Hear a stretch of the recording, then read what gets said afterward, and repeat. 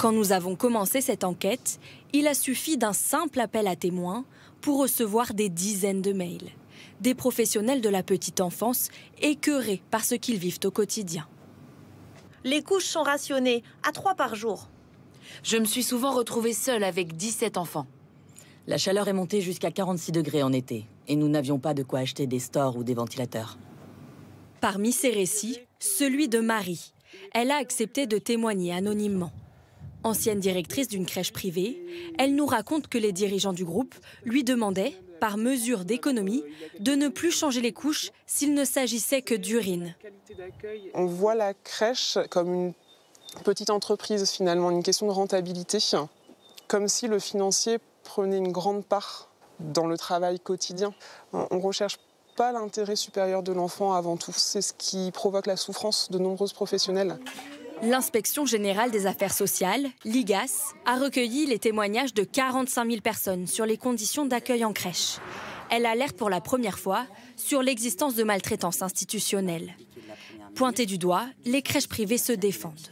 Ces faits dramatiques, inadmissibles, qui doivent être sanctionnés, ne doivent pas jeter l'opprobre sur tout un secteur. C'est pas parce qu'il y a eu 2000 cas de dysfonctionnement remontés que ça correspond à 492 800 places de crèche. Mais les crèches privées ne sont pas les seules concernées. Le secteur public aussi est visé. Violette, éducatrice depuis 20 ans dans une crèche municipale, a accepté de témoigner sous couvert d'anonymat.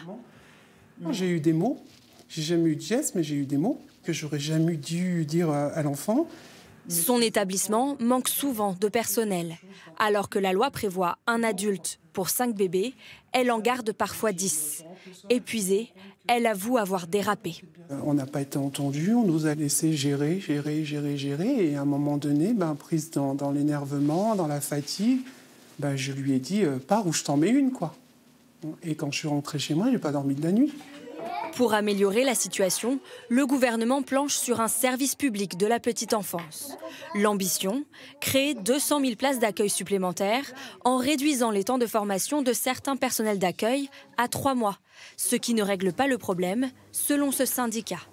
Le gouvernement a sorti quand même un décret justement permettant d'embaucher des professionnels non qualifiés avec seulement 120 heures de formation. On ne peut pas faire une formation en 3 mois pour être compétente en crèche. Autre solution, une revalorisation salariale de 180 € mensuels. Le salaire moyen des employés de crèche est à peine supérieur au SMIC. Les détails du plan petite enfance devraient être dévoilés à la mi-mai.